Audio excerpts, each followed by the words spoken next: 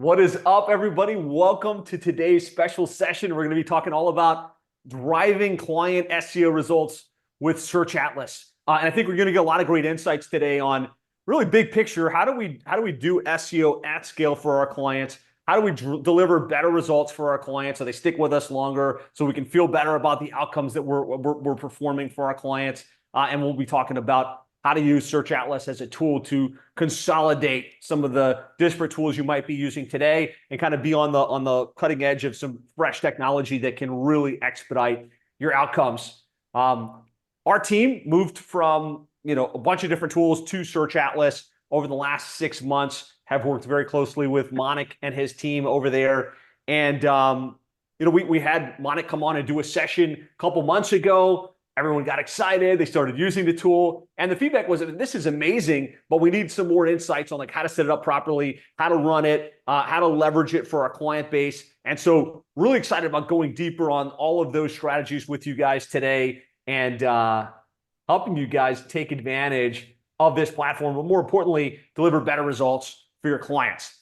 And so just kind of to kick things off, I'd love to know, if you've got SEO as part of your service offering. And I know as digital marketing agencies, we might be doing SEO, pay-per-click, Facebook ads, web development, funnels. But if SEO is a core part of what you do for your deliverable for your clients, just type SEO in the chat for me. Gives me a good sense, or maybe you're just thinking about adding SEO at some point in the future. All right, yeah, SEO. We got a bunch of SEO experts, world-class agencies in with us today. So we're going to try and keep this at a high level, make it super relevant, super practical for everybody.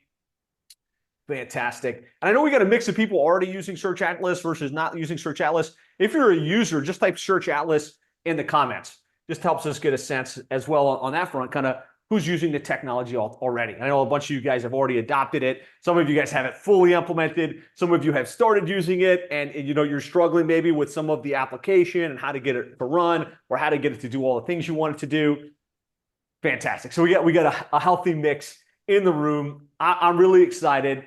So I want to talk a little bit about how to get your clients ranked and the big picture of SEO, just looking at the 80-20. And then we're going to talk about how to leverage SearchAtlas and technology to do that at scale so that you can deliver oversized results for your clients. And so before we can even talk about that, we should spend a second thinking about if SEO even matters. Right? As digital marketing agencies, I don't know about you, but me personally, I don't care whether it's SEO or whether it's paid ads or whether it's database reactivation.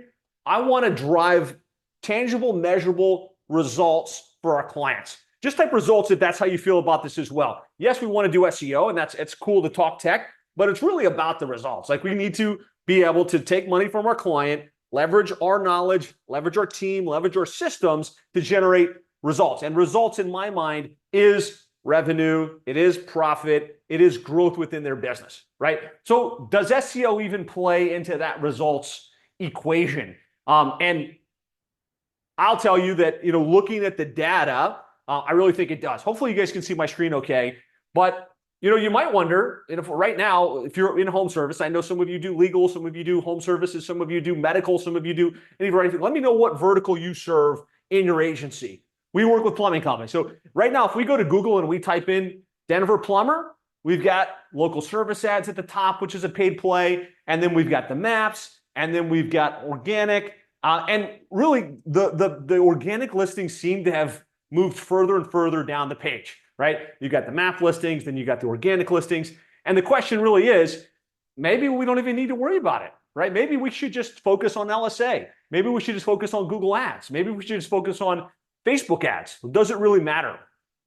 Thanks for typing in your niche, everybody. That's super helpful. Statistics, even in today's market, are telling us 71% of the clicks go to the top results, right? They go to the maps and the organic listings, not the paid listings. So, and I know you have this conversation every day with your clients. You guys know this, but I just want to kind of reiterate, 67% of the clicks go to the first 5 listings. So, yes, if your client wants to come up and get the click and get the traffic, SEO really matters. And it still actually makes a big impact on the results that you generate for your clients. 68% of experiences start with a search engine. 53% come from organic traffic. SEO still drives 1,000% more traffic than other social media. 69.7% of search queries contain more than 4 words, so they're long tail current terms. And SEO leads to a higher close ratio. These are all stats I want you guys to use as you talk about SEO, as you saw the importance of SEO, as you determine whether you're going to continue to invest in technology and invest in a team to get this done for your clients. But I'd say more important than that is we work with several hundred plumbing, HVAC, electrical contractors across the country, and we look very closely at the data, right? And so this is one of our clients, the Meridian Advantage. They're a, okay, what's going on there? All right, hold on. Cool. I was like worried for a minute that it'll get a little bit of like PSD, that someone's like stealing the screen and like about to do something really nasty. So Rebecca, please keep a pulse on that as nobody wants to hijack my screen here. So this is one of the clients we work with, Meridian Advantage. They're based in East Lansing, Michigan. We got them ranked for most of the plumbing, HVAC, electrical keywords, kind of in the maps, in the organic listings. And the point I want to make is if we look at how much they spend with us, and we track this very, very closely, how much they spend in SEO, how much they spend in pay-per-click, how much they spend in LSA, they spend about $8,000 per month, all in. That includes our management fees. We track the leads, about 417 leads per month, averaged out to about $19.32 per lead. And you want to track this kind of data for your clients.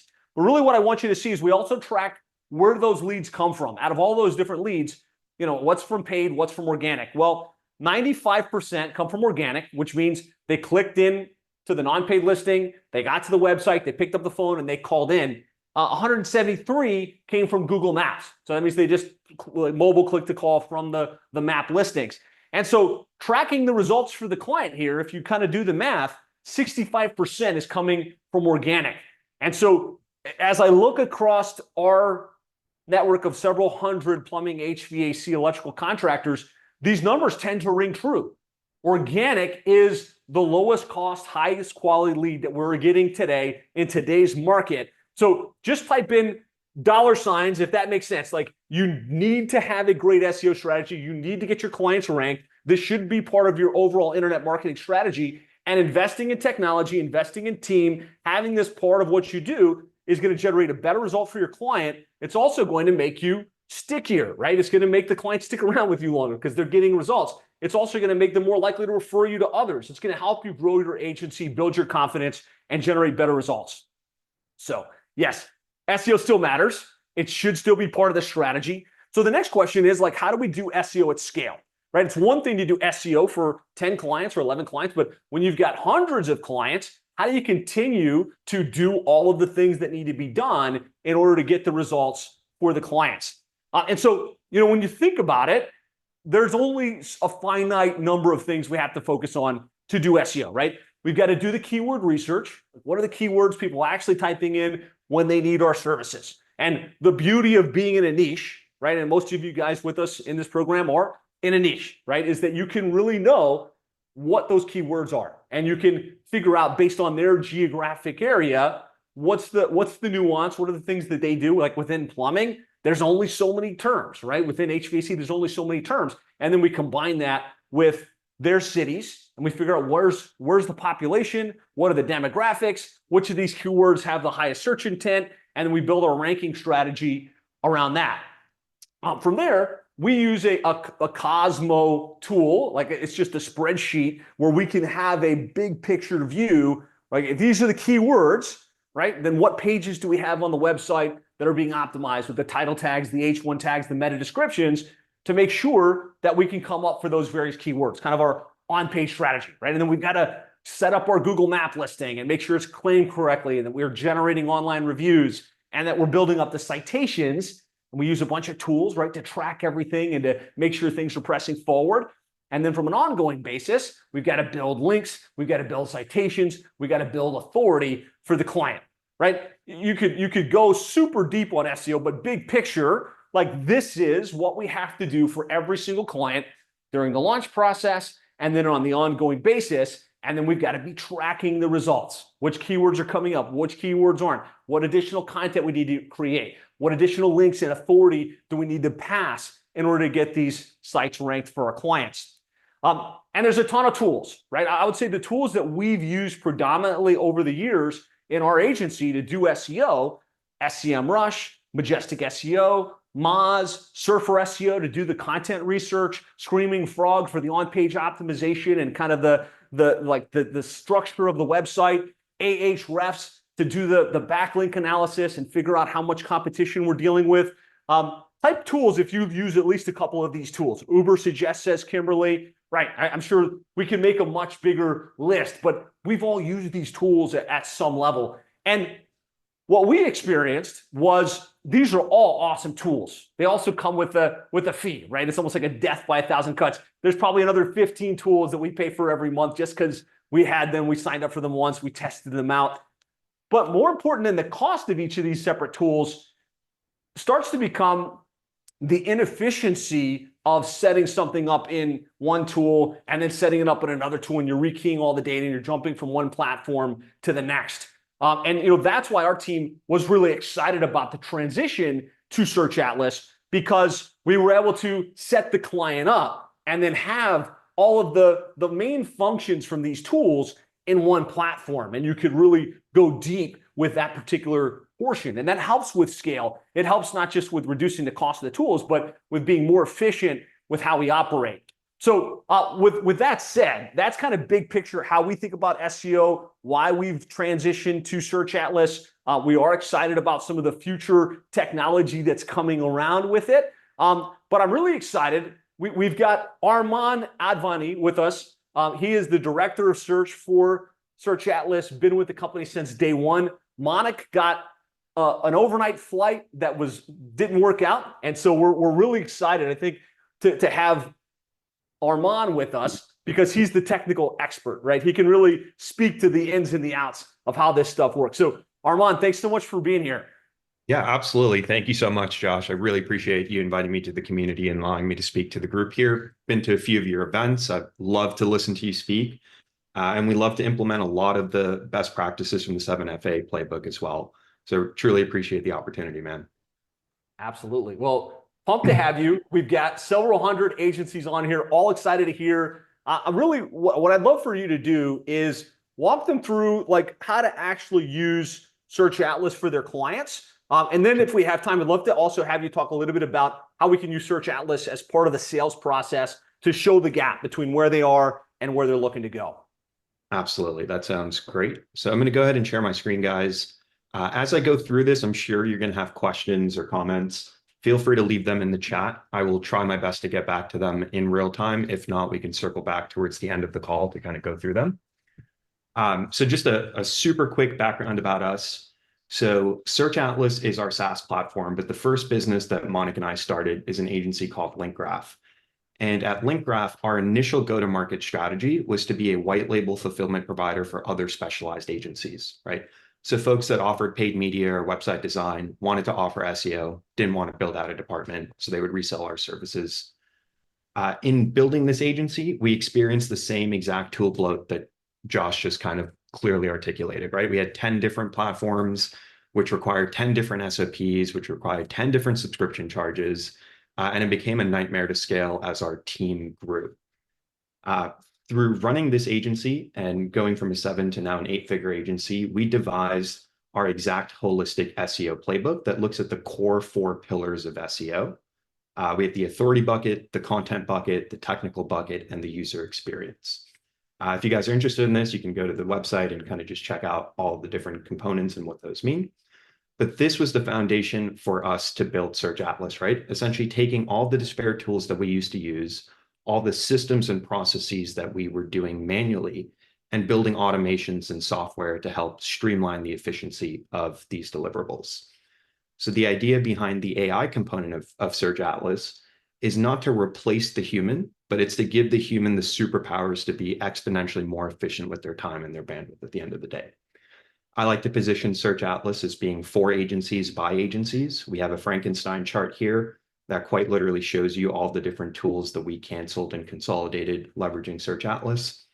And for agencies, we do allow you to fully white label the platform, host it on your own subdomain, remove our branding and logos for your branding and logos to create that true end-to-end branded experience for your clients. Now, if you guys are familiar with some of these other tools like SEMrush, Ahrefs, Moz, etc., they're fantastic platforms, right? But at the end of the day, they are information reporting tools. They don't actually help you physically solve the problem. They help you identify a problem or an opportunity. But the onus of getting the results is ultimately on you or on your SEO team. So we wanted to invert that paradigm and make SearchAtlas more of an action-oriented platform, as opposed to just, here's what's wrong with your site, good luck, Godspeed, figure it out, right? So that's really the way we're moving, is solving problems, not just reporting on problems. Now, before we dive into the actual platform, we post these quite regularly on our socials, but we'd love to just kind of show you some of the case studies and results that we've been able to generate using our technology, as well as some of our partners who have been kind enough to share the case studies that they've been able to replicate using the platform as well. So there are a ton of different niches here: rehab and mental health, really focusing on the Google Map performance in very short time intervals, right? These are not 6-month sprints. These are really 30 to 45-day cycles that we're able to move the maps this significantly. So I'm not going to bore you going through all the nuances of these, but I just wanted to kind of highlight that it's not just about the tool. It's about, as Josh said, the result at the end of the day. That is what we're trying to really move the needle on. Cool. So let's kind of dive into it. And there are kind of two components here, right? SearchAtlas is the broader platform, and Otto is the fulfillment mechanism dashboard that allows you to execute on SEO. But all of the raw constituents, from keyword research to backlink prospecting to site auditing to Content Genius, all of those live as standalone tools. So if you don't intend to use Otto or leverage the AI capabilities, you can still use all of the disparate parts within the toolkit to execute what you need to do. So if you guys are familiar with a SEMrush or Ahrefs, our Site Explorer should look very familiar to you, where you plug in any domain. For example, it's our agency brand, and you'll get all of that data that you're looking for, right? The Ahrefs domain rating, the SEMrush site authority score, the URL rating, Majestic's trust flow and citation flow, Moz's spam score, Google's keyword data, SpyFu's paid media data. So we're stitching in all of that data so you don't have to go to 10 different platforms, right? This is all going to be third-party data. So you would use this for lead prospecting, you would use this for competitor research, and you can click into any of these modules and get as granular as you want with any of these data sets, both on the organic and the paid media side of things. So top level, you can click into keywords, you can look at organic keywords, paid keywords, you can do all the filtering you're accustomed to doing, you can look back in time to see historical performance. You can select keywords and either add them to a list to work on for later. You can add them to your rank tracker, or you can simply say, I've looked at a competitor's getting traffic for a keyword. I'm not ranking for that keyword. Let me go ahead and create an article or a landing page about that, right? So it's about going from idea to action immediately. You can also get these same insights on the paid level. So you can plug in the Google Ads, look at the ad copy, look at the description, look at the keywords that people are using and what the economics of those are. Arman, real quick question for Yeah. clarification as you're going. Jennifer Goddard, one of our awesome members here, saying this is all on US based level, not on the local level. Is that right? No, so you can absolutely localize this. So anytime in SearchAtlas you see a drop-down menu, whether it's on the Site Explorer, the keyword researching tool, you can always add a micro location and say, you know, I need to get my data for Orlando, Florida specifically, or Queens, New York specifically, or Germany, whatever you want, right? So you can localize it on the tool level, or within the platform, you can localize it on the account level right here. I think it's a great clarification, because most of us do local SEO, like the local city market. So Jennifer, Absolutely. great question. Absolutely. Cool. So yeah, the Site Explorer is a great tool. If the client's running Facebook ads, you can also, or the lead's running Facebook ads, you can also pop those in there and look at the creative, look at the platforms, and kind of click into the ads and actually look at everything that's going on. So it's a really great tool simply for research purposes. Keyword research as well. So you can use the keyword research tool, plug in a search term. As I just mentioned, you can adjust the location to be microservices. You'll get your search intent, your keyword difficulty, your trend line, traffic potential, cost per click, current ads that are running, and again, all of the research that you're accustomed to seeing in whatever tool you guys happen to be using. Here we'll also show you the top 100 search results. We'll show you the domain authority, domain rating, backlinks, the ad campaigns, what those ad budgets look like, what those ad copies look like for the competitors, current ads, as well as buy recommendations and people who are buying these ads. So if you intend to use the platform for SEO or paid media research, you can absolutely leverage that. And you can click into each one of these sections and again, use it like the keyword magic tool in SEMrush and build lists or add them to your rank tracker that way. We do also have the keyword gap tool. So what I do here is I plug in the site that I'm working on. I plug in the top organic competitors, and I'm trying to look at, are there keywords that the competitors are ranking for on page one that's giving them quality traffic that my client is not ranking for? So this at a glance helps me understand my opportunities because all my peers are ranking for a phrase. I'm not ranking for this phrase. I need to start that. And when you hover over the listing, it shows you the page title, URL, and position. So again, very quickly, you can intuitively see, is this a home page, a service page, a location page, a blog post? What type of content asset satisfies the search intent behind this keyword that my competitor is ranking for? So you can do that with the gaps. You can also look at the common keywords to identify who's ranking best and what are the keywords we need to focus on. And then you can look at the opportunities. So the gap was saying all competitors rank, but you don't. The opportunities is saying one or more competitor ranks, but you don't. So the opportunities list is typically quite a bit higher than just the keyword gap list. And the unique keywords are the inverse keywords that you're ranking for that your peers aren't ranking for. The other side of this tool is going to be on the backlink. So if we hit more and go to backlinks, we're going to look at the backlink researcher, plug in any domain. And now you're going to see a lot of Moz specific data. So the Moz Arman, domain. I'm sorry. I think this is awesome. I'm glad you're hitting all these points. I just want to answer the questions as they come up so that that doesn't get like stuck in everyone's mind. So Kimberly's asking, when you're looking at the keywords, is there any place that gives you a value of like what that keyword is worth from a pay-per-click perspective as a comparative? Mm-hmm. Yeah, absolutely. So in here, in the keyword magic tool, you'll see the cost per click data here. And then on the actual keyword level as well. So if we just go back one screen really quickly, we'll see right here the CPC, which is the cost per click, the average, the competitive density, the percentage of clicks that are paid versus organic, and then snapshots of the current ads that are running. And if you scroll further down, everywhere you're seeing a keyword, you're going to see a corresponding cost per click associated with it, as well as all the advertising data down here below the fold. Awesome. Yeah, I think that answers the question perfectly. And then Goliath team was asking, can you narrow in on the keyword micro location even further than like Orlando and get to like more micro, or is that about as close as you can get on it? Yeah, so it's about as close as you can get. We do worldwide, country, state, city, or county, but we're not going all the way down to like zip code or Queens Boulevard, right? Like we're not going to go that precise. We're going to go as it makes sense, right? Because when you get super narrow, then the data just essentially goes to 0 to 10 for all the values, and it's not really a useful data set. Yeah, excellent. Sorry, I didn't mean to interrupt, but thanks for answering the questions and keep it going, guys. Like the purpose of this isn't just to watch a demo of him showing you how to set it up. It's so that as questions pop for you, let's ask them, let's get them answered. Absolutely. So this particular tool is the Backlink Researcher. It does also exist in the Site Explorer, but it's a separate data set, right? So the Backlink researching tool in the Site Explorer is largely SEMrush data, right? So if you're looking at a SEMrush Site Explorer and you're looking at the backlink profile, that's what you're seeing here. Whereas in this tool, it's a lot of Moz overlaid with Ahrefs data. So again, depending on which tool you prefer, we're going to present you the data. We don't have a dog in the race of which tool you prefer. We just want to supply data to all of you guys. So this is going to show you the historical DA over time, rate of acquisition, top linking domains, new and lost links. And I use this section a lot when I'm doing sales calls, actually, to kind of show the client like, hey, look at how many low authority backlinks you have. As we go to mid-range or high authority, you guys, really drop off.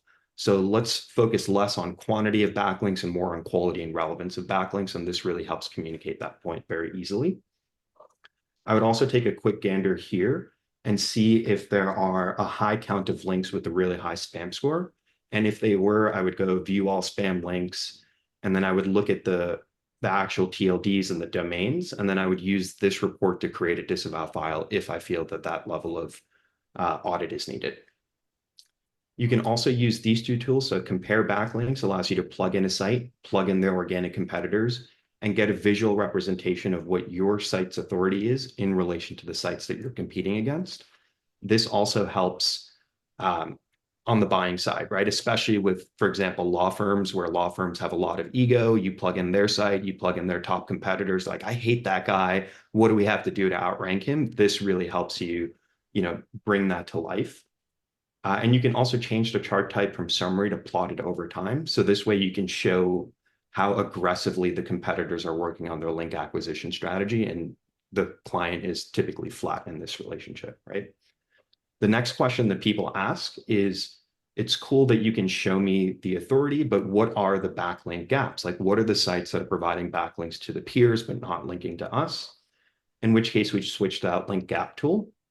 Same idea, we plug in the target site, we plug in the organic competitors, and now we're going to get presented a list of all of the websites that are providing backlinks to one or more competitor, but not linking to the site that you're running the report for. And we'll show you the root domain, the authority of that domain, the spam score, and then the link that the competitor has from that platform. The next step here as an SEO would be to export this list and start categorizing these and saying, okay, these are directories, these are partner pages, these are affiliates. And then you're going to be left with guest post opportunities or local news placements. And those would be the ones that you typically want to prospect directly. Arman, can I interject with a couple questions? Absolutely. So the paid search data, Faye is asking, do you have to have Google Ads account in order to access the data? And I guess it would be no, because you didn't key that. No. Not at all. Perfect. And then there's some questions about how this can replace a tool like Bright Local. I know you're going to get into the local module. Yeah. Feel free to get to that. Don't worry, Brian. We'll talk about that in a sec. I know he's kind of hitting how they do the research here in a logical order, but yeah, he'll show that, I'm sure. Absolutely, I will. Cool. And actually, it's a good point. So one of the big differences about the platform is that we do allow you to connect your first-party data sources, right? So you would connect your Google Search Console plus the Google Search Console of all of your clients. You'd connect your GA4 accounts. You'd connect your GBP accounts, your AdWords, and your meta ads as well. So that way, when you're using tools like Otto or using tools like the Content Genius, or you're trying to build accurate reporting, you're working off first-party data, right? But everything that I've showed you up until now is assuming that you're looking at third-party data, either for client research, lead prospecting, or just trying to build an SEO strategy using raw data. Right. Another question here from Jennifer was, can you export the list? Jennifer, are you talking about the keyword list, or which list are you referring to? You can export everything. Yeah, everything that I've showed you so far, you can export either as a CSV file into a Google Sheet directly, or a PDF. Can you show how? I guess. Yeah, so right here for this one, it would just be download, right? Up top, it would be share or export. Here, export. Here, export, right? It's literally just an export button next to each tool. Yeah, Carolyn is asking, do you have to pay for Ahrefs, SEMrush to get access? No, like this tool literally combines it, and you don't have to. Correct me if I'm wrong, Arman, but that's how we. Oh, you're absolutely right. Yeah, it's one subscription to rule them all, right? Even when we're talking about the AI side of things, you don't need to plug in your own OpenAI key or your own Claude key or your own Midjourney key. All of those are going to be internalized in the platform. In the near future, we are going to be allowing you to plug in your own AI keys and leverage your own subscriptions, but you don't have to do that, right? All of those are baked into the platform by default.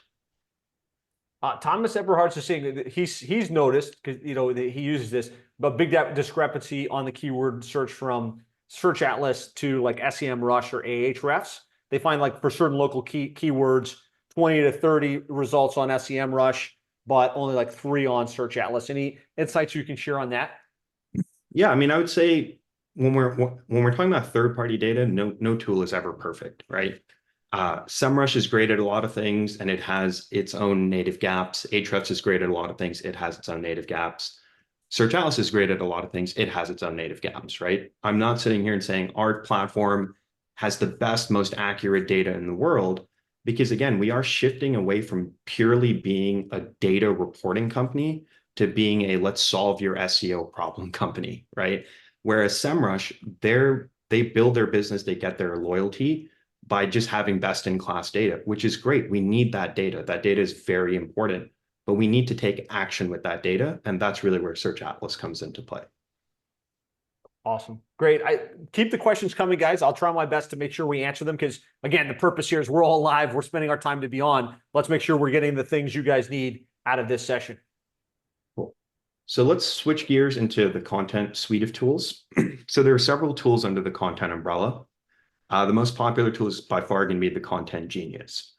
Now, this tool you can use as a manual writing assistant, but you can also and definitely should also use it as an AI-enabled writing software.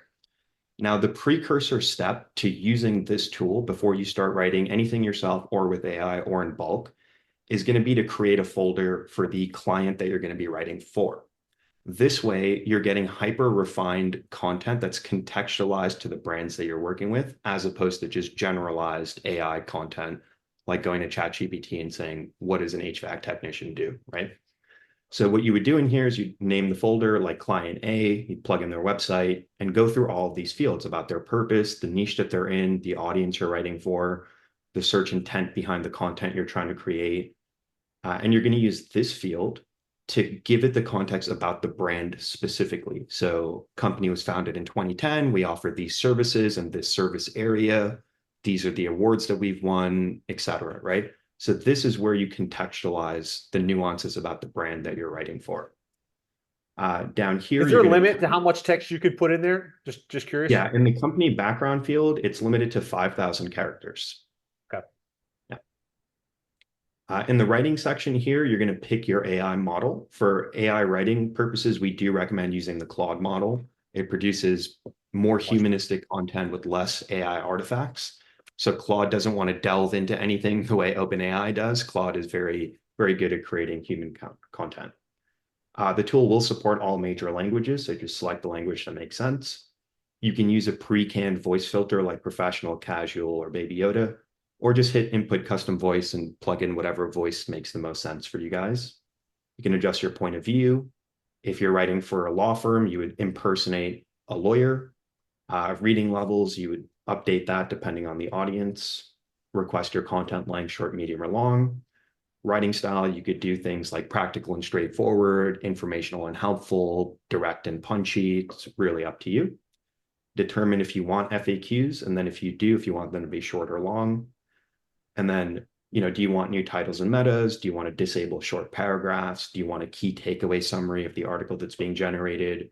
Should we include a table of contents? Should we highlight the NLP entities in bold? Do you want tables, lists, teasers? Do you want a conclusion or not? And then if you're working in a space that has compliance regulations, or you don't want to reference competitors by name, you would plug in those items here. So that way the tool cannot include these phrases that you don't want associated with your brand.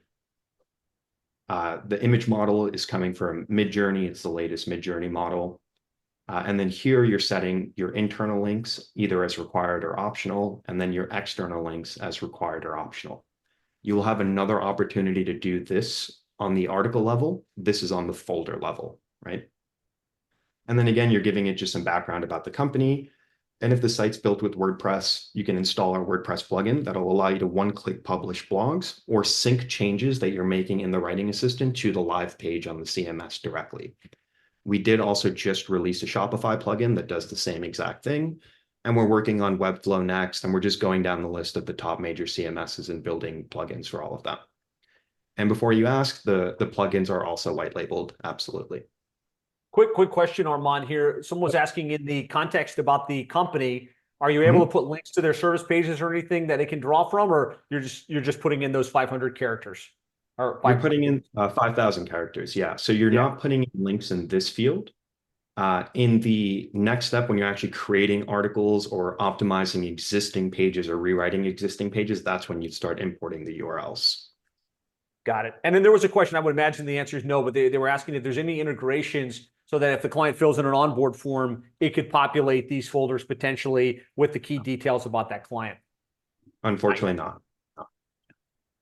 Cool. But I can't stress this enough. This folder setup and being very intentional about the fields that you're using here is super important to ensuring you're getting high quality content out of the tool.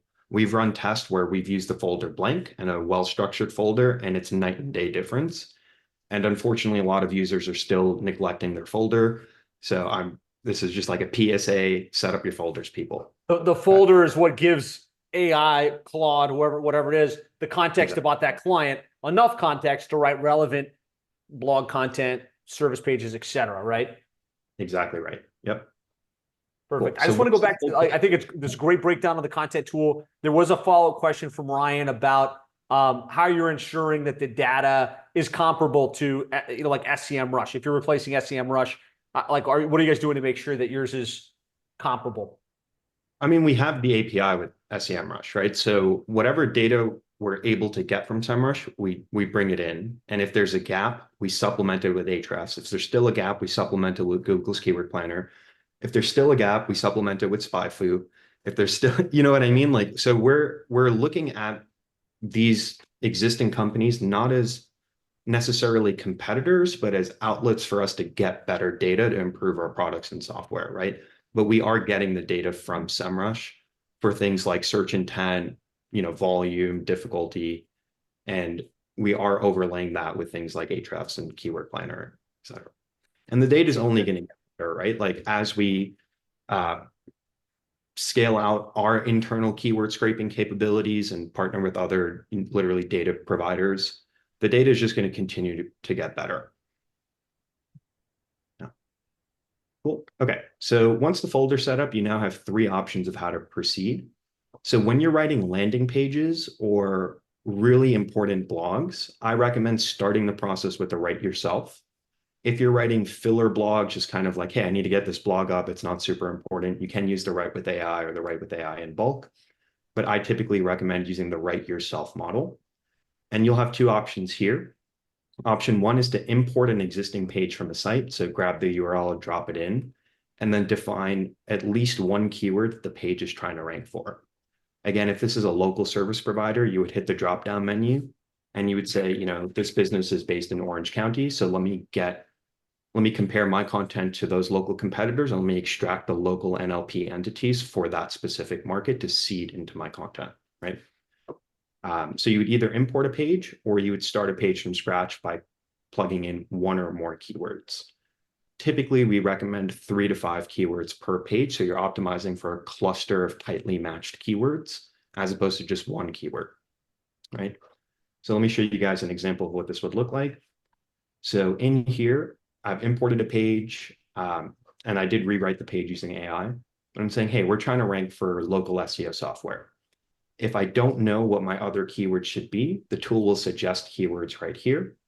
Or I can hit all suggested keywords, it'll build the report, and then it'll show me related keywords here that I would just select and add to my list and say, hey, I want to optimize my page for these other phrases as well.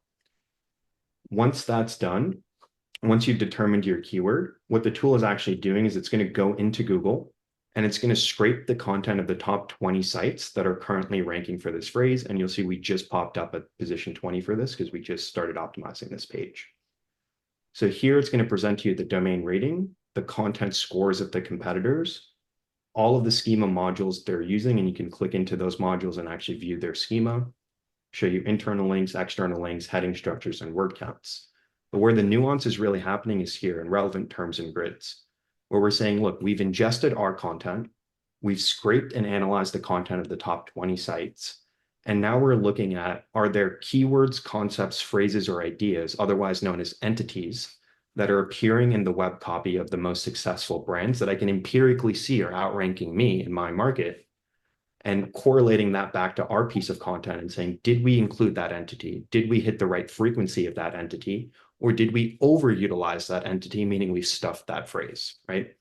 And just at a glance, you'll notice that it's not just semantic variations of local SEO software. It's saying if local SEO software is in the center of your Venn diagram, what are the overlapping concepts that Google associates with that seed keyword? And unless the writer or the AI was a true subject matter expert, not all of these entities would be intuitive for them to put onto the content the first time they decide to write that page, right? So this really helps the user understand what needs to go into this page, and it helps the AI extract and implement what needs to go into that page. What you can also do here is click Headings Outline and view the heading structures of the top ranking sites and understand their information architecture, understand their H1 tags, their H2s, their FAQ strategy. So in the use case that you don't have an existing page and you're trying to think about how should I build my page, instead of you racking your brain to figure it out, you might as well leverage what's already working, right? It's like a skyscraper technique. You see something that's ranking, you take it and you improve upon it, and that should help you rank better. So what you can do here is you can take elements from, let's say, Bright Local. You're like, hey, I really like their top level heading structures. What is White Spark doing? Okay, let me grab some of their heading structures. What is Bright Edge doing? Let me grab some of theirs. So you're essentially Frankensteining your heading structure based off your peers, right? If that's still too much work for you, don't worry. You don't have to do any of that. You can hit Write with AI. Then you're going to have three options at the top level. Are you writing a blog post, a landing page, or a press release? So say you're deciding to write a blog post. If you have your own outline or an existing piece of content, or you just built your outline, all you would do here is import your outline from the tool into this structure. So now what you're telling the tool to do is take this structure that I've built, but this time rewrite this structure. And when you rewrite it, seed it with those entities that we've extracted from our peers and leverage all the data in my knowledge graph and say, don't include my competitor names, include internal links to my money pages. You can add additional internal links right here.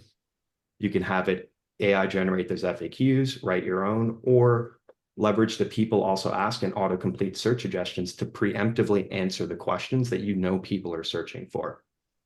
And everything else is set up on the folder level, right? So we're telling the tool, rewrite our page, add entities, and then follow all the context I've given you about my brand and infuse SEO best practices into my content. And if you don't have that outline, like I said, all you'd have to do is hit build with AI, in which case it would do all of that heavy lifting for you, look at the heading structures, look at the search intent, and build a new targeted outline that helps you satisfy the search intent behind the keywords you're trying to rank for. So good. There's a question here from Faye. What are you classifying as a landing page? Is this like a landing page you drive paid traffic to, or like a service page that's not linked to from the navigation? No. So in this context, a landing page would be a money page. So that would be a service page, a location page, a solution/service page, an industry specific page. So for example, if it's an HVAC company, this would be your AC repair page, your AC installation page, your roofing contractor in New Jersey page. Yep. Excellent. And then she was asking, does it automatically pull in all our pages links? I think you manually fed it. All of the pages, all of the links that are already on the page. Yeah, I mean, so if you import an existing page, it's going to import all of the existing HTML. So whatever's on that page gets presented here. And since you've imported this from a site, if you go to the link suggestions, it's going to give you internal link suggestions here because we're scraping your entire site and we're looking at, are there blogs, are there other landing pages, are there other content assets that should logically be inserted here? And you can either copy and paste them or hit insert links with AI, in which case we'll build a little overlay on top of your content where we'll give you suggestions for where you can add internal links with one click across the site. Perfect. She said that answered the question.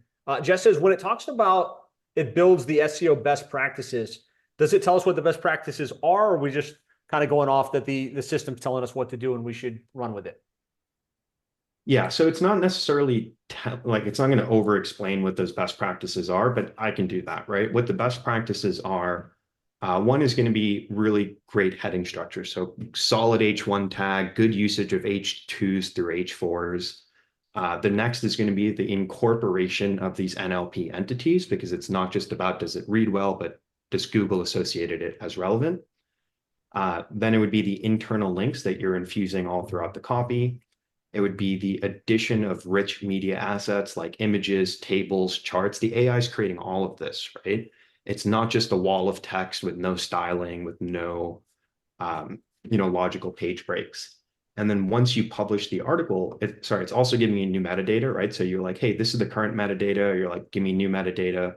It'll give you new title tags, new meta descriptions. You toggle between the ones that you like, and you're like, hey, I like this one.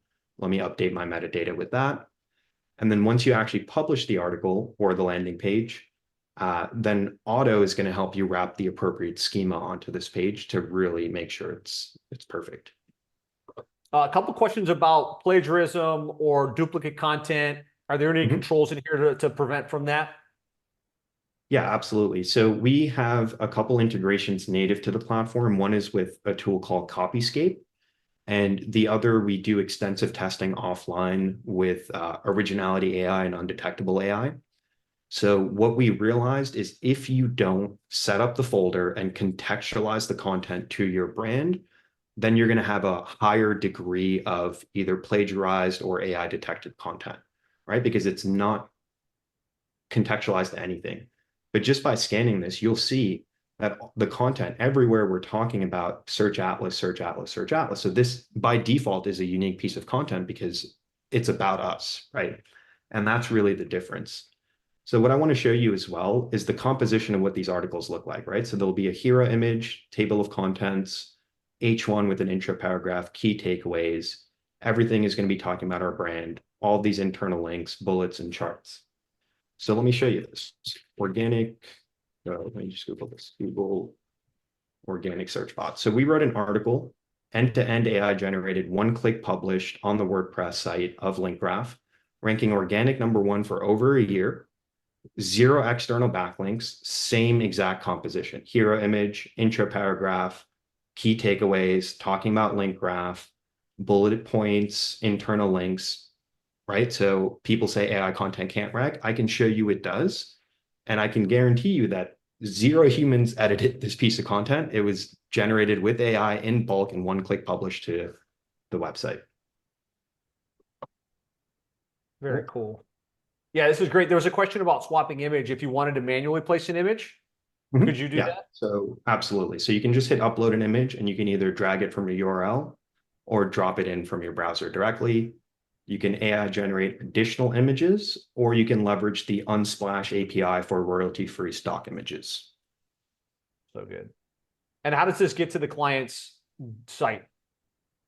So if it's WordPress, you install the plugin, you say, this is the site I want to post it on, toggle, say draft mode, publish, blog post or landing page, permalink, author, category, publish post, easy peasy.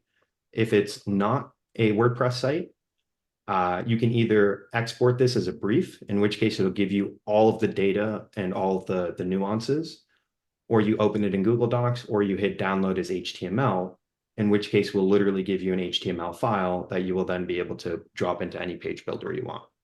Yeah, but most of us, we set up the WordPress plugin or the integration, do the research here, draft it here, and you're just not logging into each individual WordPress site. You're pushing it live straight from SearchAtlas. That is correct. Yeah. And there are project management capabilities in here as well. So if we go back one screen, so every article, you would be able to assign it to a folder, right? So client A, client B, client C.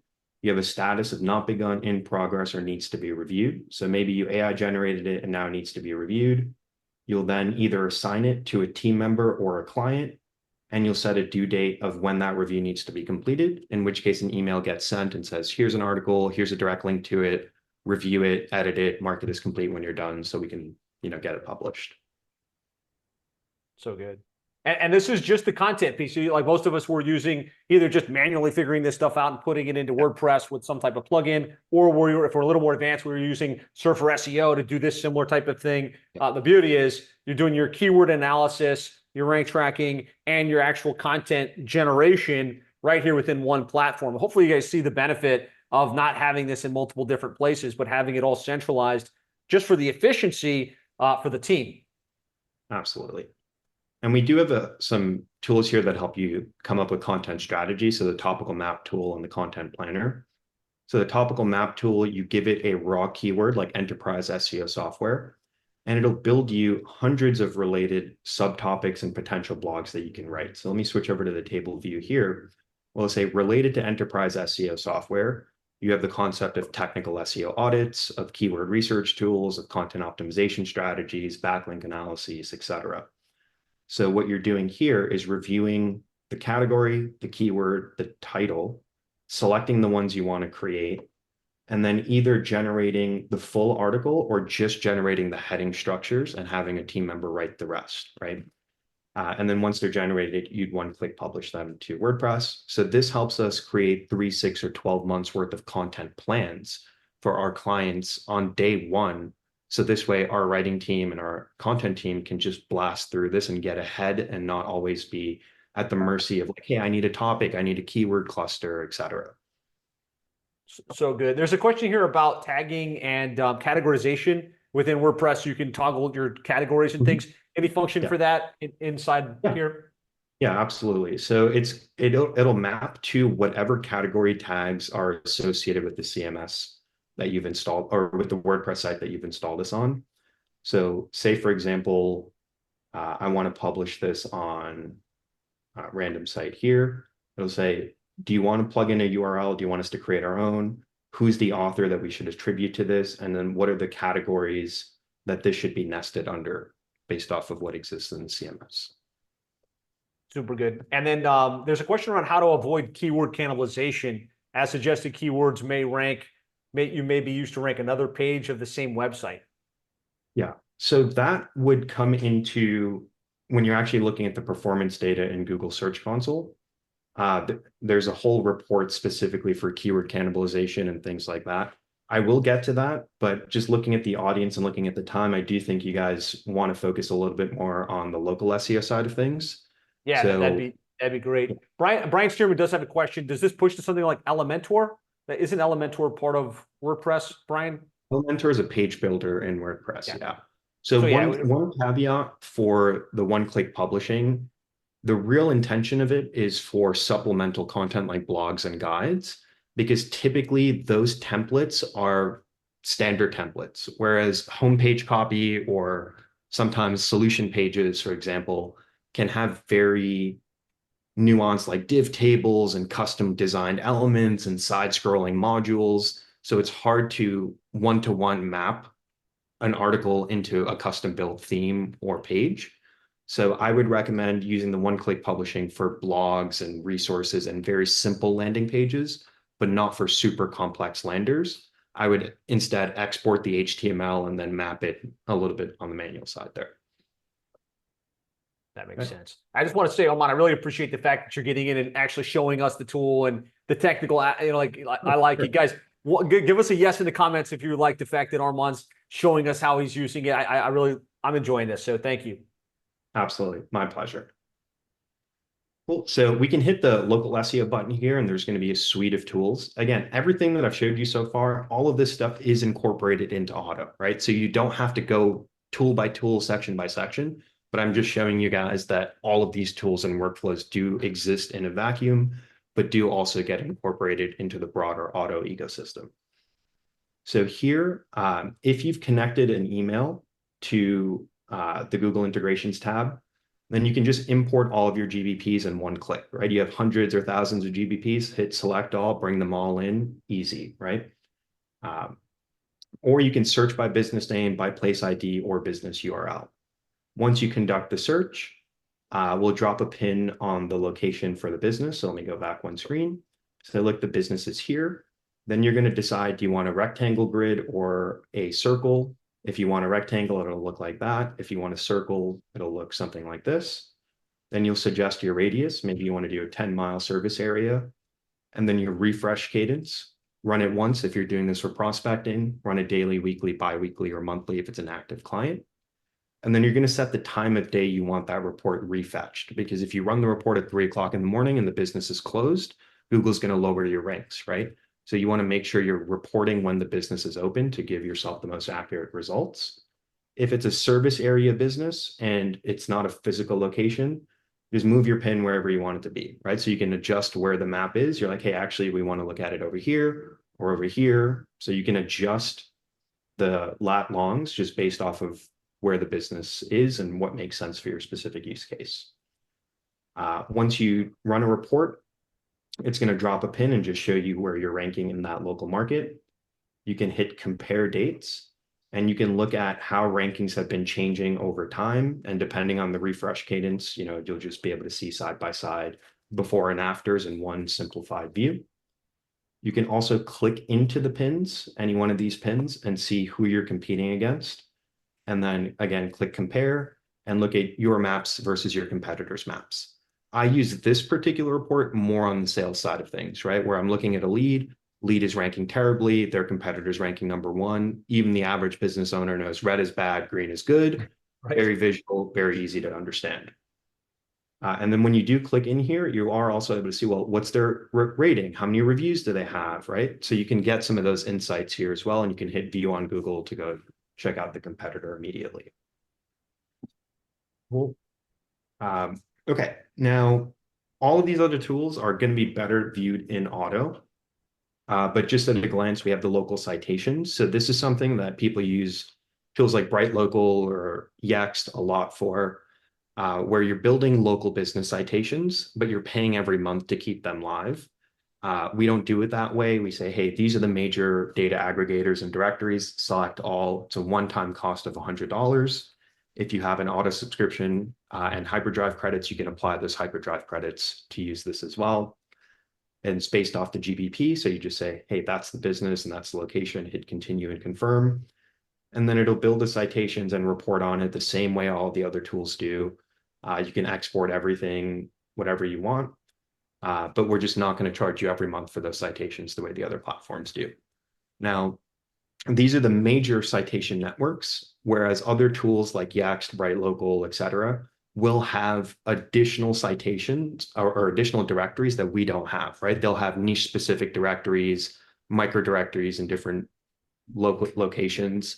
So if you're still looking for that, by all means, use those tools, but these are the core. And if you select all of them, you typically get about 150 citations through the end of this, going from Apple Maps all the way down the list.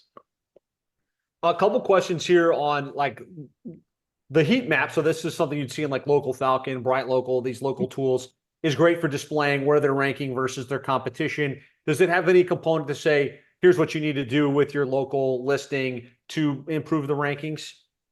Not yet. That is coming very soon, though. That is something that we've been working on extensively. I've done a lot of product scoping on that specific use case, and it is coming very soon, but it is not in the platform quite yet. Jackie's saying if they already have these citations, because usually you've got a listing, does it detect that, or is it just going to create a duplicate listing? How does that play? So if the citation exists and the information on the citation matches with what you've submitted in here, it'll omit it because it says the citation's there and it's perfect. If it's inaccurate or what you've entered in the platform is different than what's on the listing, it'll update it. And if you don't have the citation, it'll just build you a new one. Got it. Jason's asking how much quote for local heat map. Jason, if you can unmute, I don't know if I understand the question, but I'd love to answer it for the rest of the group. Oh, Perfect. Citation tracker to say, here's the list of citations where you're either visible or not, and your NAP is inconsistent on one platform versus another, another listing. Yeah. So that's like the citation audit tool. That's like typically the precursor you run before building your citations. That is not in the platform. It will be in the platform soon, but it's not currently there. A couple questions on like the credit system. I know that it varies based on plan, but if you're running these grid searches, can you walk at a high level through kind of how the math behind that works? Yeah. So, and we actually present the math in here directly, right? Okay. So cool. Go back in here. So say I'm trying to run test, or even if I have this here and I'm like, hey, I want to edit this. And if you're making adjustments, it's going to say, this is how many quotas you've used. This is how many quotas you have. And based off the adjustments you're made, this is how many quotas it's going to eat up the next time this report runs, right? So if we adjust this and we say, let's go 10, and let's go 60, and we say run this every 2 weeks, now it's going to say you've used 47 of 53,000. Next time you run it based off these parameters, because you're running it every 2 weeks, you're going to use 264 quota. For context, the pro plan that we run, which is the white label plan for agencies, it comes with 13,500 monthly quotas that reset every month. But if you need additional quotas thereafter, it's an easy top off, or we can easily scope something out for you. We do not try to nickel and dime people for quotas. That is not our philosophy. We are extremely generous when it comes to quotas across the board. If you need a little bit more on one tool here or there, just let us know and we'll take care of you. Excellent. Yeah, I think that answers that question. Cool. Okay, I do want to show you guys the report builder as well. So I know a lot of people are still using Looker Studio reports or agency analytics or hodgepodging things from different platforms. So what you can do in here is you can connect your data sets and pick what you want in here, right? So Site Explorer, Otto, whatever Otto's doing for you, Google Analytics 4, Search Console, Facebook Ads, Google Ads, heat map, local rank tracker, Google Business Profile, all of that. Adjust your date ranges, set your scheduling for email frequencies, build your own layout, or apply a default layout. Everything in here gets accompanied with an executive AI summary that explains what is happening in this module in plain English, so you or your customer success team does not need to explain it to the client, right? Here's the executive summary of all of the modules, and then as you go through it, your Otto report card before Otto, after Otto, Google Analytics, here's everything that's happening with an AI-powered summary. Again, just telling you what's going on. You can scroll down, look at key events, look at all of the conversion behavior. Then you'll have your Search Console, again, another summary. You'll have your site-wide rank change, your keyword rank tracker for manual keyword rank tracking, competitor visibility reports, Facebook ad performance, again, with another summary. And you can dive in super deep here. Google Ads, another summary, dive in as deep as you want. Impressions here for search. And then for the local heat maps, you can plug in your keywords and adjust the time. So you can say month 1, month 2, month 3, this is how your maps change over the duration of this project. And then bring in your GPP for impressions, clicks, direction requests, click to call. And again, every module has an executive summary. And you can customize these, right? So when you click into them, and you hit configure, everything becomes perforated because you can drag items, you can delete items, you can turn on modules, turn off modules. You can also, if you hit custom, you can add a custom text or a custom line, in which case you can iframe another report, link to another report, add an image, type in a quick message. You can delete sections, really whatever you want to do. And each module in here is going to show you the metrics you can plot into the tool. You're like, oh, I need a report on key events, drag and drop, you have key events right there, right? So it's very fast and it's super responsive. We are going to be evolving this, right? We started with first party Google data. Next, we're working on call tracking metrics, call rail, just call, all these other things to incorporate into the platform. But again, we're always starting with the most ubiquitous tool or platform and working our way down the list. That's just always the philosophy.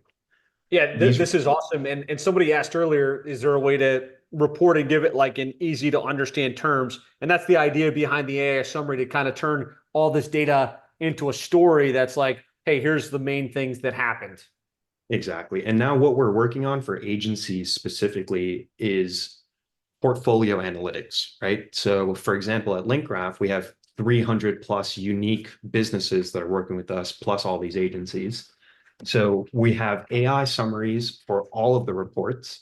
And now we're going to have an AI reviewing the portfolio and letting us know which clients are in the red, which clients need more TLC, right? So this just helps us manage our portfolio of clients a whole lot more efficiently. So that is a feature that we're all super excited for, because, you know, as it's going to be a game changer to be able to look over the entire client base when you've got hundreds of clients and be able to see the trends, see the opportunities, and then spot the red clients. Hey, this one needs a little more attention. Yep. Jackie's got a question. Can you add the client's logo individually? I think it looked like you were moving some blocks around. It looks like that would be possible. So the logo here, this is pulled just based off the site. So whatever site you're looking at, it's just going to grab their homepage and their favicon, right? So it's automatically mapped. This is just a subdomain, which is why it's a placeholder favicon, but it would be the screenshot of the homepage plus the favicon of the site that you're importing. In terms of sharing these reports, you can either share a public URL. So if you're on a white label account, that would be a URL with your agency name. The user does not need to be logged in. They would just view the report as a standalone report. They can't edit any of the modules. You can iframe this report into another platform or onto a website if needed, or you can download it as a PDF, and I'll just do that really quickly. And it's going to be non-branded, easy to digest, all the same modules presented to you just in a PDF format. You do also have the option to create child accounts. So each client can have their own login credentials. They can check their order history, check their reports whenever they want without being exposed to what anyone else is doing within the agency account. Love it. Greenville Scott is asking, can we connect GHL call reporting? Sounds like that's a no for now, but Yeah. you guys are working on maybe the high level, what converts GHL call tracking. That would be an amazing next step. Absolutely. Yeah. IP is asking, is it possible to add and show different metrics data for Google Analytics in the report? Like, can you choose within Analytics what you display, or is it just going to show raw? So absolutely. So here, this is the full report. Right below it is individual reports. So then if you just want Google Analytics, select the property, select the date range, whatever you want, and then plug in whatever metrics you want from here, right? And turn them on, turn them off, however you need. And then even on the full report level, when you hit configure report, you go to layout, say create your own layout. And then for analytics, these are the metrics you're able to bring in or out. Same thing for Search Console, same thing for Facebook ads, same thing for Google ads. You get to pick what gets included based off what makes sense. Awesome. I think that answered that question. Does it display specific keyword gains, including geo keyword gained? Or is this in Google Search Console data only? Yeah, so the Google Search Console tracks all of your keywords immediately, right? But the keyword rank tracker, so we go into a keywords tool really quickly, and then we go down here to the keyword rank tracker. You would need to build a report. So you'd plug in the site, say we want to track the entire domain or just this page. And then again, you'd set that precise microlocation, because Google Search Console only does worldwide or country level tracking. The local heat maps is great, but it only tracks map packs.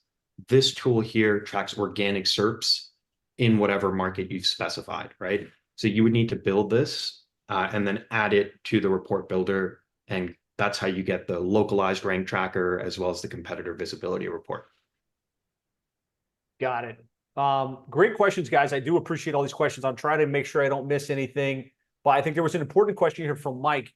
He's saying so I think this is a big question from the last session we did with Monik, which was, especially with Otto, if we take the pixel off, does all of the website changes go away? What's the latest on that? Yeah, okay. So let's look at that really quickly. So this is Otto. This is a test project. I'm going to run through super fast how this works.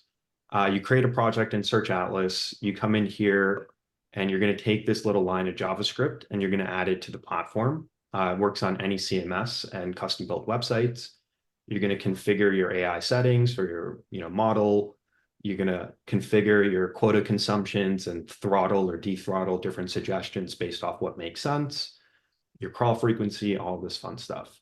You're going to connect your Search Console, connect all the Google business profiles that make sense, build a knowledge graph about the business info, top pages, refine the keywords, connect your socials, authors, images, videos. Then you're ready to use the tool. Since it's powered by JavaScript, if you remove the pixel altogether, yes, all of the on-page work will get removed. All of the off-page work will stay. If you leave the pixel on but want to stop paying the subscription because the client canceled or because you just don't want to pay the subscription anymore, these three dots here freeze this site, right? So what this is going to do, you just hit deep freeze. Right now it's for free. We're not going to charge you. In the future, it's going to be a $99 fee to freeze the site. But what this does is it freezes all the page modifications you've made to that site up until the freeze is enabled. And it just prevents you from deploying new page modifications going forward. So in this context, as long as the pixel is on the site and the site is frozen, you don't have to pay for it. All the work you've done stays in perpetuity. If the user removes the pixel, yes, the work will go off, right? Because that's just the way it works.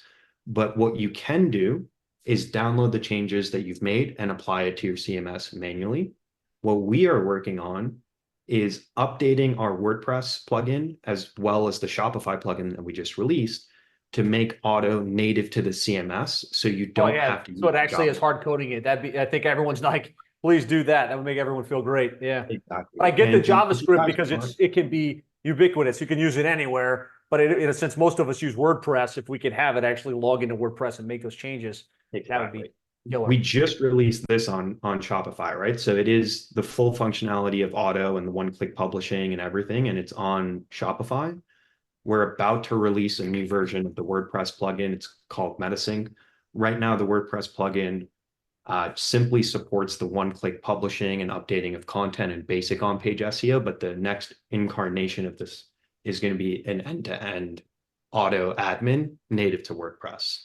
And our goal is not to stop at JavaScript, right? It's to go platform by platform and building the formal plugins for everything.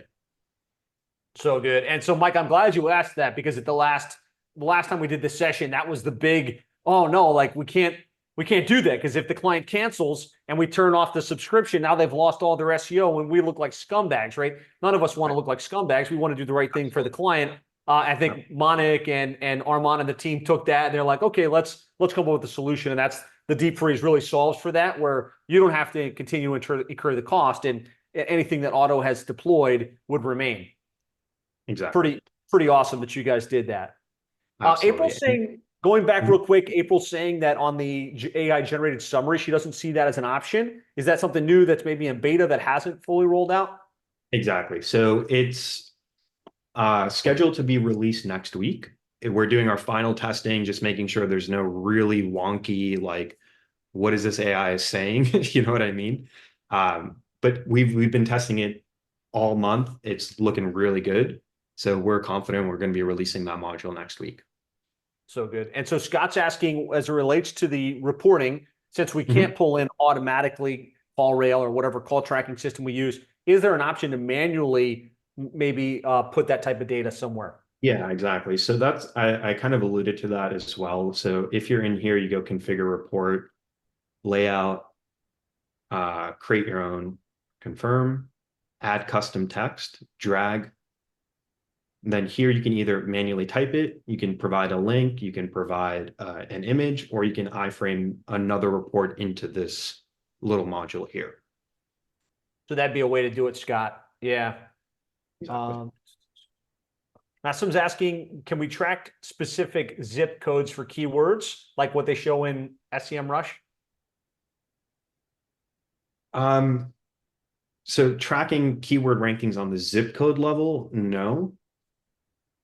But you can track it on the city or county level for sure, but just not on the zip code level. Quick question on the WordPress plugin from Jennifer. We're all focused on site speed. We're all focused on, that they're concerned that the WordPress plugin looks a little heavy, even in the current state. And like, once we get the Otto one, like, how are you guys going to try and navigate the functionality without bloating the website? Great question. So the current WordPress plugin, just to be abundantly clear, all it's doing is it's taking an existing page template, like a blog template, and it's putting in the content into that template and publishing it on the site, right? So the speed is going to be dictated by how well built that template is, and it's going to have nothing to do with the plugin whatsoever. In terms of Otto and the way it works, so Otto is the AI that's recommending something, right? The human is the QA layer that says, does this recommendation make sense? And the system or the platform is the mechanism by which those page modifications are deployed. But all of the compute, all the calculations of new page title, new schema, etc., all that happens within SearchAtlas. All the Pixel is doing, or the plugin is doing, is injecting the page modifications onto the site. So it happens lightning fast. It's under 200 milliseconds, right? So Whereas if we were calculating the fixes as we were deploying them, absolutely, it would take forever and it would slow down the site. But that's not how it works. All the compute's happening here. All the Pixel is doing is injecting values. So it happens super fast. So good. Scott says, this is an amazing walkthrough. Thank you so much for doing this. Faye says, so we need Search Atlas and Otto for all our sites if we're doing SEO? Question mark. I guess the question is, do you have to put on all your sites? No. So the idea is, so everything that I've showed you guys today, we didn't even look at Otto, right? Like we didn't even look at Otto. So you could, in theory, run your whole agency in just the Search Atlas platform and never touch Otto once and do everything I just showed you, do it manually, right? But really, yeah, so what he focused on so far was using it to replace the tools like we've always done, right? We got 6 different tools, but the beauty is with Search Atlas, you can do it in one. You got the efficiency, you got it all in one place. You've also got the integration with WordPress to push your stuff manually. The other component, which is the really sexy thing that everybody is excited about, is the automation with Otto and using AI to look across all these variables and have it automatically deploy. We don't like, sometimes we don't want people to feel like they're buying that and it's like a magic button and like they don't perceive the value of everything Search Atlas is in the absence of that. Arman, do you have time? I want to be respectful of your time. Yeah, I have about another 15 minutes or so. I have about 15 minutes I can get through. This is awesome. We've still got hundreds of people hanging out. I'm getting value. I know they're getting value. So let's squeeze every little drop out of this as we can. There are a couple items. Jennifer wants to clarify. So to be clear, the Otto part of the plugin is coming soon, or it's here. It's coming soon. Right now, you got a JavaScript. You can deploy Otto through the JavaScript. They're working because they've recognized it would be better for all of us that use WordPress to have the plugin actually go in and make those changes inside WordPress. That's probably a pretty heavy ask. I'm not sure like time frame. How long do you think out that is? Our goal is end of year. It might be a little bit sooner, might be a little bit later, but one point about that. So everything that we do in terms of feature requests, new modifications, et cetera, we're crowdsourcing that with our community, right? So we'll say, look, come in here, submit an idea, tell us what you want about it. Someone posts it, the community upvotes it, and that's how we prioritize what we work on. So last 2 months ago, everyone was like, hey, I want to be able to freeze it. We said, okay, got a lot of upvotes. So we enable that, right? So everything, it goes from like under consideration to in progress to QA testing to then launched, right? So this is our... Type WP in the comments if you feel like that would be a huge thing that we want to upvote in the Search Atlas process. Yeah. I think you're going to get a lot of WPs. Like, I don't know, where do we vote on your platform? Absolutely. Now, one thing I wanted to show you guys is the site auditing capabilities, right? So if we go in here, so you plug in a site that you're trying to work on. So let me just grab a URL. And you set a couple parameters, right? First, you're going to say, how many pages do you want to cite? So say we crawl the whole site. If it's an active client, you'd run the crawl weekly or monthly. If it's a prospecting, you'd just run it one time. And you can adjust your user agent and your crawl speed here and crawl it however you want. Once the crawl is done, you'll land on a page that looks like this, where we're going to be tracking your health scores over the crawl frequency that you've indicated. If you hit this button here, export to docs, it's going to give you a detailed written summary of all of the issues discovered in this crawl. We're going to show you a high, medium, and low priority. We're going to describe what was found, how many pages it impacted, what that issue is, how to fix it, and then a supporting resource in case you have no idea what we're talking about, right? So this helps the average person understand priority of technical debt and how to fix the issue. All of these issues are going to map to the Issues tab. So as you go through the Issues tab, you'll say, okay, where are my redirects? Where are my broken external links? You'll click it, description, how to fix supporting resource. This page has this broken link, right? And the old school way of fixing this is to export, assign it to a developer, or assign it to a technical SEO and hope they get it right in a timely fashion.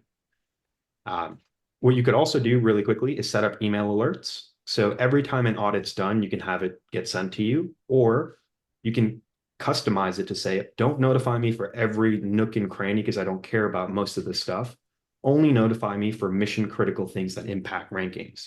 So if I forgot a canonical tag, assign that to Arslan because he's responsible for fixing it. So every time that specific issue comes up, that team member gets a notification that they need to take an action, right? But everything in the site audit will map one-to-one to everything in an Otto project. So you can fix it the old way or you can fix it the new way. With Otto, there is this button here that says I'm feeling lucky, where it says deploy all, and it just pushes all of this stuff across the board. Never use that button, right? That is a marketing strategy. Hopefully you're not feeling that lucky, right? Like use a little bit of like, your expertise to monitor this stuff. Exactly. Like, do not use that button. That is a marketing strategy, one-click SEO. It is clickbait. Don't use it, okay? Unless you're a super small business owner, you're like, look, I can't talk to an SEO. I can't do anything. An AI is going to do a better job at me anyway. Fine. God bless you. But most people are not going to use that. Now, again, just to recap, Otto is trained on first-party data, Search Console, Google Business Profile, user-submitted data from the knowledge graph, and the content folder that you've built about your brand. It'll then present to you recommendations and start with the basics like title tags. This is a test site, by the way. So it's going to show you the URLs. It'll show you your current title tag. It'll give you a new suggestion. If you don't like the suggestion, AI generate a new one. If you still don't like it, edit it and change it to whatever your heart desires. Once you're happy with it, hit the save button and then deploy that change. So I'm going to show you this in real time. I'm going to roll back a change. So I roll that back. I'll open up this test site and you can see here, the title tag just says contact us --bookmark share, right? Now I'm going to go back in here. I'm going to say Otto suggested this. I'm going to hit edit. I'm going to say hello 7FA, save, deploy, notification change is enabled, reload the page, and boom, our new title tag is propagated, right? So that is what we're trying to do here, right? We're not trying to take away the strategy. We're trying to take away the grunt work. We're trying to free up your bandwidth so you can work on more elevated items and get more efficiency out of each internal team member so you can move faster, your clients can get better results, and you can increase your profitability. That is what the platform is all about. It's not about a magic wand and saying, solve my SEO. I don't want to think about it. You could use it in that way, but you're not going to maximize the results. The right way is still think about what you're trying to accomplish and how the strategy works, but use this to get all of that time back in your day. That's what it's about. So powerful, right? I mean, you think about the way most of us do this, right? We've got a SEO director, a bunch of SEO team members. Some people focused on on-page, some people focused on off-page, some people focused on local SEO, and they're running these various tools, right? In the past, we'd have like 6 different tools running. And for one of our team members to work on a client site, they'd have to do hours of research to come up with a list of things to change. They'd have to manually log in and go deploy those changes, mark that it was done, track it somewhere. Like the idea here is you've got it all in one platform. You can track it there. And then you've got AI making intelligent suggestions based on the data that it has, because you fed it all the data and comparing all of the top ranking sites that you're competing against on behalf of your client. And you can get so much more done in such a small window of time, which again, the whole point is improved efficiency, getting more done that's going to actually move the needle for the client while maintaining, profitability. That's exactly right. Yep. And, I know we are strapped for time, so just a couple high-level items about this. The technical fixes, in my opinion, these are table stakes for any SEO tool. Titles, metas, alt text, heading optimization, canonical tags, basics. We all get this. As we scroll down, it becomes more nuanced. Things like internal linking opportunities, things like NLP schema, question and answer schema. There's all these things you can inject immediately. Here, the topical map tool that I showed you from the other platform or from the other content tool also exists here. So you can come into it, click here, pick the articles you want to create, drop it into the AI folder you've set up, and deploy all of that content onto the site. But I do want to show you guys the GBP module specifically. So one in real here, quick question on this topic, because I know that there's a couple questions here on it. I know we don't have much time, but Sure. if they've got Rank Math, Yoast, other platforms running on WordPress, but then they put the JavaScript and they deploy these changes, how does it interact with that? Does it overwrite it? Does it compete with it? So it overwrites. Auto comes first. Whatever's in the back end, whether it's manually coded, Yoast, Rank Math, all in one, we overwrite it. Our value is what gets presented. Yeah. And then just be aware, if you've got geocaching, if you've got caching on your site, just check with the tech team, because there are some things that can interfere with the way that the JavaScript gets deployed. Correct. Cool. So on the Go ahead, we wanna see GBP it. side of things in here, you can bring in as many GBPs as you want, adjust your locations as needed. We show you all the values and we allow you to optimize them directly in the admin. It syncs the changes to the GBP, and then you can lock the GBP so no one else can undo the work that you've done, right? So it's really great, very simple. We do have the GBP post creator as well. And the idea here is select the business. So one website can have 10 GBPs, no problem. You just select whichever GBP makes sense. Then you say, look, I want to create 3 months worth of posts. We're going to do updates. We're going to post them separately. The first one will go live today. And then we're creating a drip sequence of every 3 days or every 7 days, a new post gets released to that profile. Then we can either AI generate the image or upload our own, and AI write the content or write our own. So say we select write your own for everything. It'll then open up an editor where you can upload your image, plug in your description, set your call to action, adjust your page, adjust your schedule date. So again, this is something that our team would do manually every week for every client. And now we say, no, spend 1 day, create 3 months worth of posts, autopilot, and move on, right? That's the idea here. Love it. Similarly, you could do the same thing with question and answers. You can either do one question or bulk questions, AI generate or write your own. Question, answer, post time, and it'll schedule those out for you. And then on reviews, it'll bring in all the reviews you have. So you can either manually reply to them, AI reply to them, or set up conditional logic. So if a review comes in and it's 5 stars, auto reply with AI, or create a reply with AI, but let my team approve it before we reply, or use a static template and say, thank you so much for your glowing review. We appreciate your feedback, right? So just taking this off your plate, because it's important, but it's time consuming and it sucks doing it manually across hundreds of accounts. So let's let an AI take over, but let's not give it carte blanche to do what it wants. That's the thing, right? Like the AI guides, but the human has to QA until AIs become a whole lot better and we have that higher confidence interval. But I don't think we ever will, because as humans, as SEOs, as marketers, our competitive edge, our strategy is really what sets us apart, and we don't want to lose that. We just want to accelerate that. What's crazy is there's platforms that we've paid for that charge almost as much as what we pay for SearchAtlas just for that function, right? Just to enable the GBP posting and the automation of reviews to Google posts and reviews. So much value. And I really love the way that you've explained this for us. Thank you. And yeah, this item here, I love this item, and this was built by popular demand because we have a lot of agencies who have a lot of clients that aren't paying them a whole lot of money for SEO, right?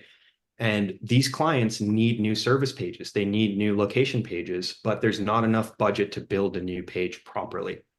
So what we say is use our AI page builder, define the page, call it HVAC services in, Los Angeles, plug in the services, let it AI generate images, specify your hex text codes, give it a website to emulate, and prompt it. Say, create 1 hero image with a call to action, 4 zigzag paragraphs with a CTA, add a customer testimonial widget, add a Google Map embed, add a contact form at the bottom of the page. That's it. And it's going to build it for you. And it'll use all the content from your knowledge graph to create the copy for you as well. It'll then open it up for you in a little landing page builder here, where you can view everything. And you can edit the HTML, tweak it to whatever you want. If it's a WordPress site, publish the landing page directly. If it's not a WordPress site, download the HTML and drop it to your page builder. It will look as good as your prompting, right? So is it going to be the most beautiful page you've ever seen in your life? No. But is it going to have the right elements in it to help a client get to that next threshold? Absolutely. And that's what this is about. So good. There's a question here from Kirk around Apple Maps. I know this is built for Google. Do you have anything for Apple Maps? No, not right now. Not right now. Sorry. Yeah, and then you guys may be aware that we did acquire Signal Genesis pretty recently. So in here, you can use the press release distribution tool. You can say, hey, I want to target this page with these keywords. Give it a prompt for what you want the press release to be about. Review your business information. Once you're done, you'll have to review the content. It'll take you to a text editor. where you can see exactly what the press release is going to be before you post it. If you don't like what the AI created, delete it, write your own press release, copy paste it, whatever you want. Then you'll review your contact information. You'll hit preview. But okay, this is what the press release is going to look like. Map embed, all best practices being followed. Cool. You say, I've reviewed and I accept that content. Hit continue. Pick your business category, and then select the distribution channels. Now, there's another feature here. So if you guys are familiar with press releases, typically what happens is you create one press release, it gets syndicated to hundreds of platforms, but each platform gets the same exact press release. So eventually Google says, look, there are all these redundant copies of this article. Let me delete 99 of them and just keep one unique.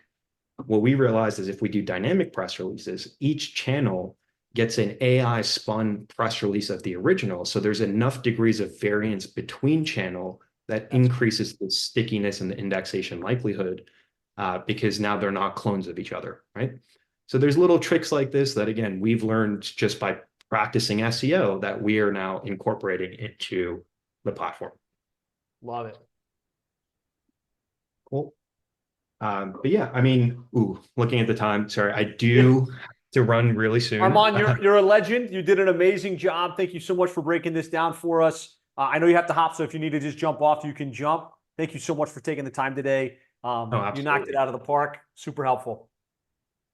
Well, are there any other last minute questions that I can answer before I wrap, or do you guys have my contact information if you want to reach out for more questions? What's the best way? Yeah, so I dropped a couple of times. What would be the best way if someone wants to ask you a question directly? So I'll plug in my email.